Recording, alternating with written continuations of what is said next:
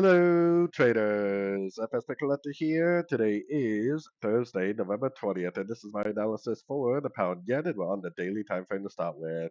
So the pound yen is pushing beyond that 90% Fibonacci level that I've been talking about. This whole time, I've been recommending that we continue to look for longs until the market tells us otherwise. What would tell me that this is the end of a way B on the daily to weekly is I break a structure down, which is way down here.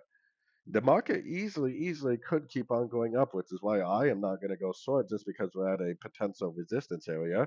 Because, like I said, I mean, the weekly time frame could just go up and make new highs very easily. So going down to the 1 hour time frame, if you do get a breakout structure on the 1, 2, 4 hour time frame to the downside, and you do trade, like the minute time frames, then you can definitely start looking for shorts at that point.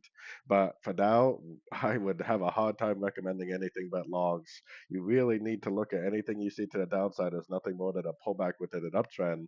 If you've been watching my videos, you know that I've been recommending nothing but longs for weeks now, and hopefully you've been making some pretty good trades getting in on some of these little pullbacks along the way. And I definitely would still recommend longs unless we start to get very significant breaks of structure to the downside. So anyways, don't forget to check out my website, linked over here in the corner. And as always, thank you for watching and happy trading.